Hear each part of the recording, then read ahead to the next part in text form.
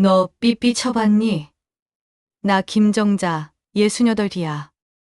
요즘 애들한테 삐삐 얘기하면 다들 눈만 껌뻑껌뻑 하면서 그게 뭐예요? 이러지.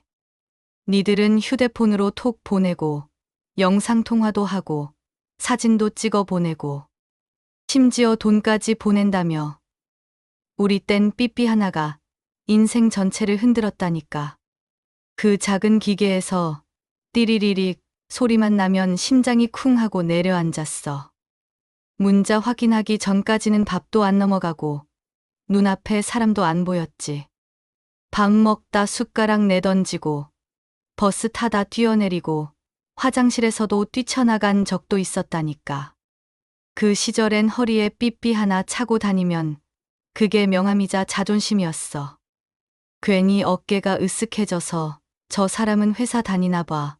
멋있다. 이런 소리 들었지. 어떤 사람은 삐삐 두세 개 주렁주렁 달고 다니면서 잘난 척하기도 했고. 삐삐는 단순한 연락 수단이 아니라 신분증 같은 거였어. 근데 진짜 코미디는 그 다음이야. 소리만 울리면 띠리리릭 그거 하나에 세상이 멈추는 거야. 공중전화 찾느라 골목을 미친 듯이 뛰어다니고 신발이 벗겨져도 못 멈추지. 우리 동네 어떤 여자는 삐삐 받자마자 하일 신고 전력 질주하다가 한쪽 힐이 덜컥 빠졌거든. 근데 멈출 새도 없으니까 힐 한 짝 손에 들고 머리칼 휘날리면서 공중전화 박스로 달려갔어. 숨 헐떡이며 여보세요 하는데 온 동네가 그 꼴 보고 배꼽 잡고 웃었지. 교회도 예외가 아니었어. 일요일 아침 목사님이 강대상에서 진지하게 오늘의 말씀은 하고 설교하시는데 그 순간 성전 안에 띠리리릭 소리가 크게 울려 퍼진 거야. 정적이 흐르면서 모두 고개를 돌렸지. 청년부 오빠 얼굴이 홍시처럼 빨개져서 주머니를 막 뒤적이더라. 목사님은 한숨 쉬시더니 세상과의 연락은 예배 후에 하도록 합시다 하셨는데 성도들은 킥킥대고 분위기는 뒤죽박죽. 결국 그 오빠 별명이 한동안 삐삐 오빠였지. 직장인들은 더 웃겼어. 점심시간에 된장찌개 퍼먹다가 갑자기 삐삐 울리면 숟가락 던지고 나가야지. 과장님 삐삐면 빨리 들어와. 신호일 수도 있거든. 공중전화 찾으려고 땀 뻘뻘 흘리며 달려가는데 줄이 길게 늘어서 있으면 그 앞에서 동전 쥐고 발 동동 구르며 눈물 날 지경이었어. 내 차례 돼서 수화기 붙잡는 순간은 마치 내가 영화 주인공 된 것 같았다니까.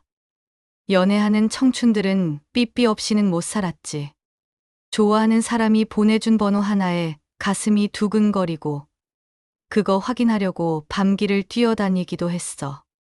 486은 사랑해, 천사는 천사, 8282는 빨리빨리. 그 아무 하나에 온 세상이 흔들렸다고. 더 웃긴 건 그 숫자 암호가 자꾸 늘어났다는 거야. 7179는 7279, 친해지고 싶다. 0909는 00, 보고 싶다. 어떤 애는 222 찍어 보냈는데 그게 뭐냐 했더니 둘이라는 거야. 그거 하나만 받아도 혼자 방구석에서 이불 뒤집어 쓰고 대굴대굴 굴렀지. 근데 삐삐 때문에 생긴 오해도 많았어. 어떤 여자는 남자친구가 보내준 486을 확인하려고 공중전화 부스로 달려갔는데 전화번호가 잘못 찍혀서 엉뚱한 아줌마한테 전화를 건 거야. 자, 사랑해요. 하고 말하는 순간 수화기 너머에서 누구세요? 하니까 얼굴이 시뻘개져서 도망쳤다지. 그 얘기가 소문나서 한동안 동네 웃음거리가 됐어. 학교에서도 삐삐는 골칫덩어리였어. 수업 중인데 띠리리릭 하고 울리면 애들이 전부 킥킥거리며 야, 너 또 연애하냐? 이러는 거지. 선생님이 삐삐 뺏어서 교무실에 가져가면 그날 하루는 눈물 바다였어. 집에 가서 엄마한테 혼나고 아버지한테도 등짝 맞고. 그래도 다음 날 또 허리에 삐삐 차고 등교했지. 그게 청춘이었어. 공중전화 앞은 늘 전쟁터였어. 길게 줄 서서 기다리는데 앞사람이 통화를 너무 오래 하는 거야. 뒤에서 아저씨, 좀 빨리 해주세요. 아우성치고.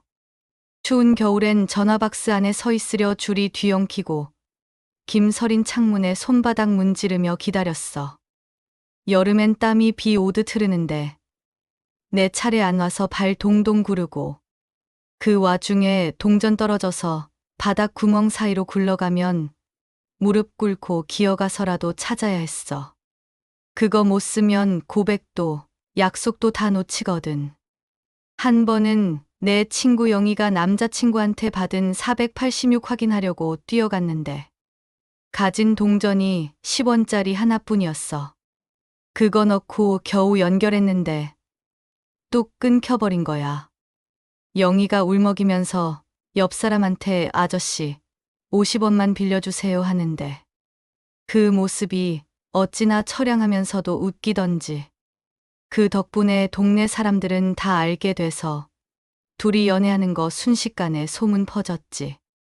삐삐는 진짜 신기한 물건이었어.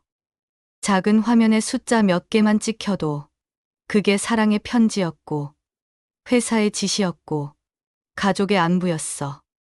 누군가에게는 짜증이었고 누군가에게는 설렘이었고 공중전화 부스 앞에서 동전 쥐고 서 있던 그 떨림, 그 설렘. 아이고, 얘기하다 보니 끝이 없네. 근데 진짜 재밌는 건 이제부터야. 삐삐는 연애만 얽힌 게 아니었거든. 가족 사건 사고가 더 많았지. 우리 아들 준호 있잖아. 걔가 초등학교 다닐 때였는데 내가 잠깐 방에 들어가 있는 사이 삐삐를 만진 거야. 그 어린 게 호기심이 얼마나 많은지 아무 숫자나 마구 눌러서 보냈지 뭐야. 나중에 슈퍼 아저씨가 나 찾아와서 아주머니, 저한테 왜 자꾸 1111 보내세요? 무슨 긴급 상황 있으세요? 이러는 거야. 내가 깜짝 놀라서 삐삐 들여다봤더니 준호가 장난친 거였어. 아이고, 창피해 죽는 줄 알았다니까. 그날 이후로 삐삐는 내가 꼭 서랍 깊숙이 숨겨놓고 다녔어. 근데 애들은 신기한 건 어떻게든 찾아내. 내가 밥하다 보면 슬그머니 서랍 열고 삐삐 만지작거리다 혼나고 또 울고. 지금은 어른 돼서 자기도 핸드폰만 만지작거리면서 살잖아. 세월이 별거야? 그냥 기계만 바뀐 거지. 며느리 지은이 얘기도 빼놓을 수가 없네. 애가 신혼 때 남편한테서 삐삐 메시지를 받았는데 숫자가 24였어. 그걸 보고는 사이좋게 지내자는 뜻이라고 혼자 해석한 거야. 하루 종일 설레서 요리를 열심히 했지. 근데 저녁에 남편이 오더니 고기 사오랬는데 왜 안 사왔어? 그러더라. 남편은 시장 24번 가게에서 삼겹살 사오라는 뜻으로 24 보낸 건데 지은이는 그걸 로맨틱한 암호라고 오해한 거지. 그날 결국엔 삼겹살 없이 김치찌개로 저녁 때웠어. 식탁 위에서 울다가 웃다가 다들 배꼽 잡고 쓰러졌지. 이뿐인 줄 알아? 우리 동네에 복길이 아저씨 있잖아. 술 좋아하기로 유명한 분. 그분이 술 마시고 늦게 들어오면 꼭 아내가 삐삐를 쳤어. 8282 찍어서 빨리 오라고 했는데 아저씨는 만취 상태라 그걸 8288로 잘못 보고 이 여자가 무슨 암호를 보낸 거야 하고 또 술집에 앉아 친구들이랑 해석하느라 밤을 샜다니까. 결국 새벽에 들어가서 집안이 쑥대밭이 됐지. 다음 날 동네 사람들이 그 얘기 듣고 또 한바탕 웃음바다였어. 학생들 얘기도 빼놓을 수가 없어. 그 시절 중고등학생들은 삐삐에 목숨 걸었거든. 학교 끝나자마자 공중전화로 줄 서는 풍경이 동네 골목마다 펼쳐졌지. 나도 시장 보러 갔다가 교복 입은 애들이 줄 서 있는 걸 자주 봤어. 어떤 애는 교과서 펴놓고 줄 서면서 공부하고, 어떤 애는 삐삐 메시지 해석하면서 친구랑 킥킥거리고.